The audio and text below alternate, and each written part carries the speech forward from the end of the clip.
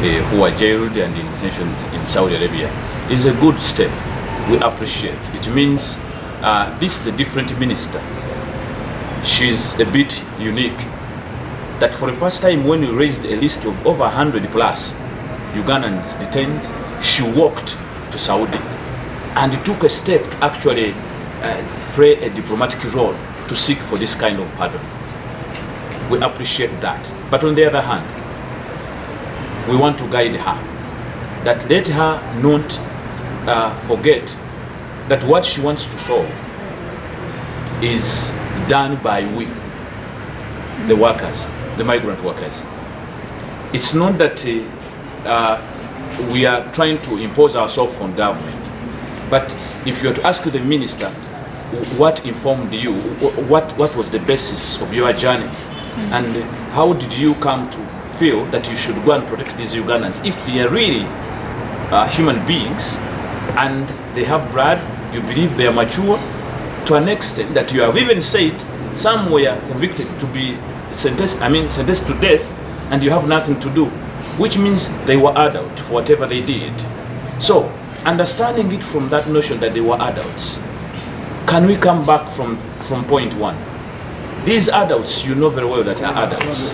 When it comes to policy making, and even the current regulation in place, does it mention about these adults? Do they have a stake-ship? Do they have a position?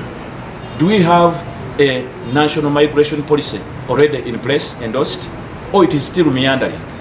Do we have a regulation of labor externalization, or a law in place for labor externalization that may be support in bringing justice to some of our colleagues by actually laying a procedure through which they have to travel?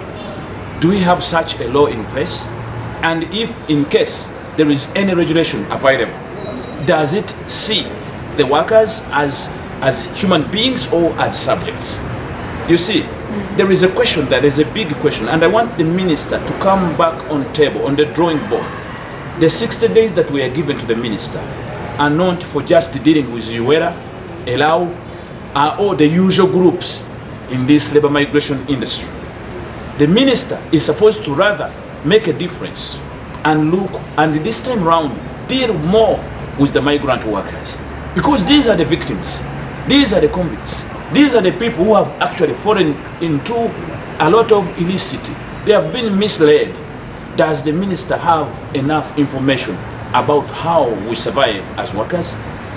Apart from picking information from social media when we have actually triggered it to happen, does the minister or the people in the Ministry of Gender have a database for the returnees, the returnee migrant workers whom they send, they clear every day to go? How do they end? How do they return? Where are they now? Before actually they doubt numbers of those who are there, and having a discrepancy into those who are in jail now, how they are not attached to them, how those who run away, how they are not attached to them. And yet they have been sending off these workers, clearing them over years. Can we have an audit into the whole business since 2005, when the first regulation came in place? Then that will inform the next step. Do we have a database anyway to inform the policy that they are trying to work upon? If the minister wants to resolve this issue, maybe temporarily, but I want to advise her, let her work with workers. Without working with migrant workers, recognizing a national leadership of these migrant workers, because it is one element that has kept them exposed to any danger, to any threat.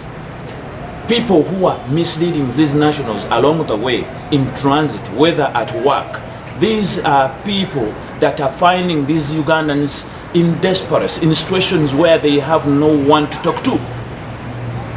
You cannot say the recruiters are governed under a known body and you always work with that body to handle their issues. But the migrant workers for over years have been left at the mercy of whoever wants and whoever wishes to take, or whoever wants to care, then can care. But we as migrant workers voice, and the top voice now, pushing this to the top, we would like to advise the ministry, let them not make a mistake. We are proactive to this business. We are proactive to government. We know, And by standing to voice for those voiceless migrant workers, it means we want them to have a national voice. And by having a national voice, we are supporting you as a ministry to actually do your work. This is why you managed to get the simple list you got to continue doing what you're doing.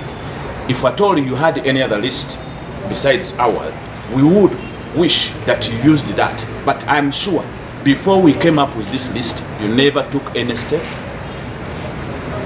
to go and seek for this pardon. The days could be enough if there is good mobilization. That's if the minister gives me a call tomorrow or today, and I mean it.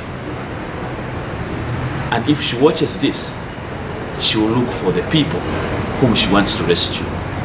Okay? We have got a challenge, let me tell you.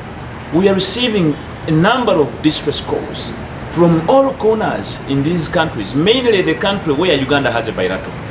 Why is it most outcries are in a country where Uganda has a working bilateral? Is it our responsibility now to care for those we did not clear to go? How come they land in our hands and they don't call Minister of Gender?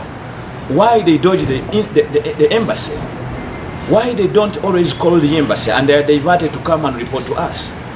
And if you look at, if we are to advise this kind of approach, that they want to come and they look for these people who are stuck, they should borrow from police. Sometimes police works with the common people, you know, because they have information. They can inform the best intelligence. They can give good intelligence. Please come work with us. We know where our colleagues are stuck. We are the relatives, and we are connected to the relatives. Where your relatives cannot reach you, they can reach us. So we think the best approach within the 60 days would be working with the migrant workers, not recruiters. Recruiters are already messed up, and they are compromised, by the way. They are compromised because they are always in defensive. They can't trace. The very people we are saying that are imprisoned were recruited by these recruiters. Then you come up and say you are going to work with recruiters. They don't know even the people they took where they are. And then others are denying them. You have had many bodies dying, and they say for us we are not, because the girl had finished the contract, therefore it's not our concern, and they keep denying. These are the people who are now stuck in jail. They are found on streets and lured into drug issues and so many other illicit activities. One last one. So those who are convicted for sentence, for death, I wouldn't really, as a human rights defender, I wouldn't agree with the minister. She has done a good step ahead, you know, it's a good step she has taken.